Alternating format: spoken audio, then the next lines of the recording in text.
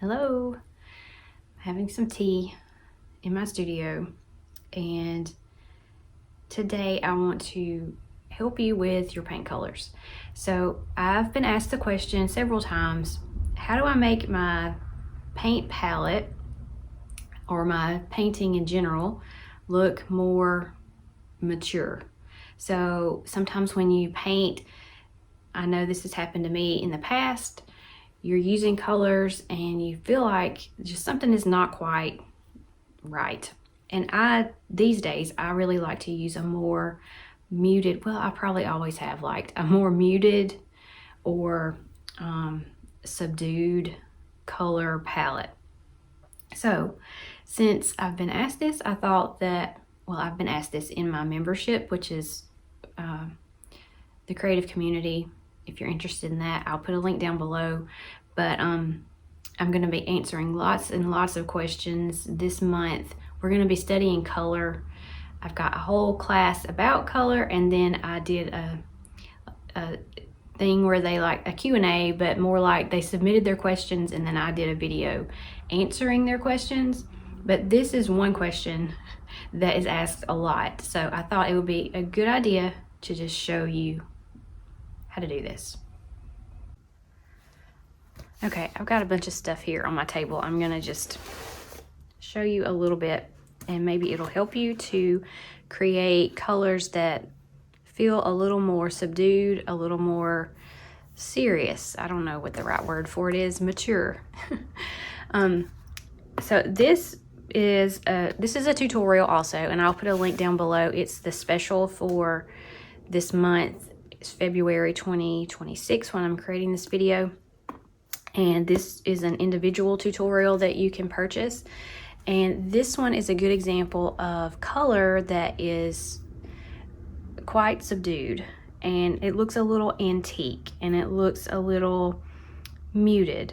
And a lot of times this look is not something that is easy to do if you don't know. I'm going to give you one way to create something like this, and I'm going to show you. But I thought it would be fun just to show you a few of my paintings, because my work is very muted in color palette. So for example, when I say muted and subdued, this blue here did not come straight from the tube. Okay, I'll show you a blue that did in the sketchbook. Let me find it. And you're gonna see it is a huge difference when you just, well, if I can find it, I just had it. Hang on a second.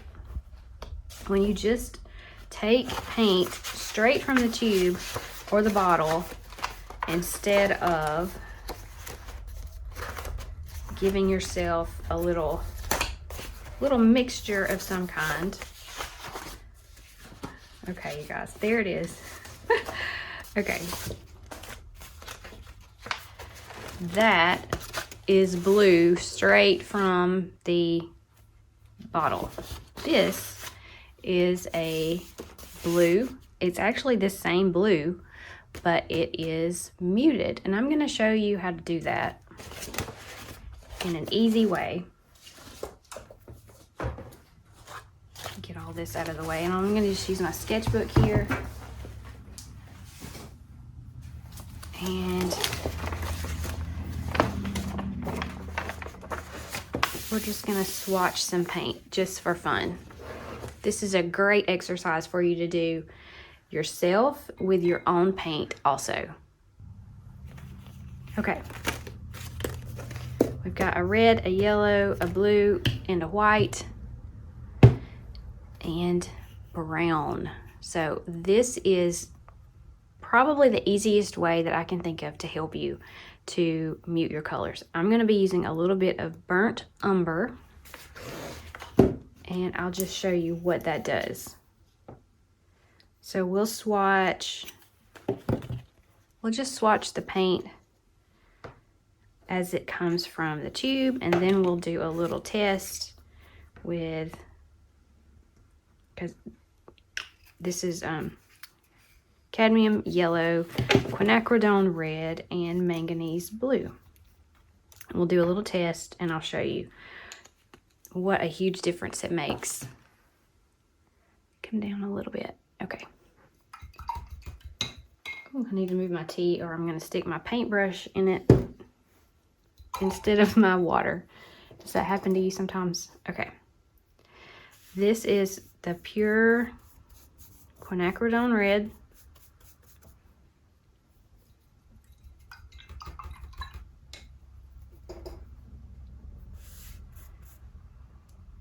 Cadmium yellow medium. These are super bright and pretty colors. And this is the manganese blue. Okay. The easiest and best way that I've found to mute those colors or make them look a little antique, if that's the color palette you're wanting to go for, is to add just a tiny bit of burnt umber. So let's see the difference here. A little bit of burnt umber in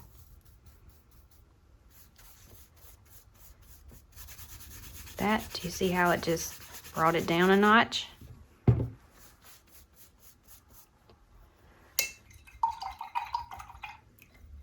And let's try it in the yellow. A little bit of burnt umber in that bright yellow.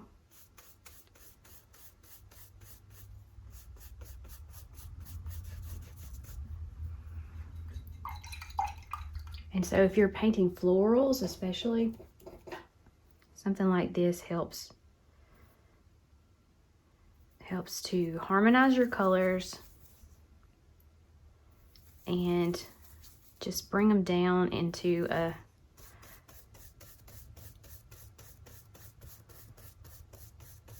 different level of color. I've got a little speck of something on there. Okay, so bright, cheerful, nothing wrong with that. If you want to go that route, that's fine. But what I'm hearing is a lot of people are asking me for advice about how to make a little more antiqued colors, a little more subtle or subdued. And so I'm going to mix a little white in there now, and look how pretty that pink is. That's a little bit of white mixed with this mixture here, which is just a little burnt umber in there. Let's do the same with this yellow.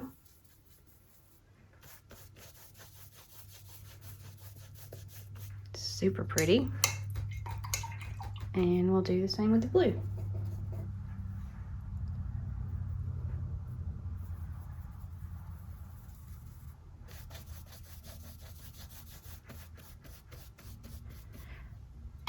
Okay, as simple as that. Just add a little bit of burnt umber and you're gonna get a little more antique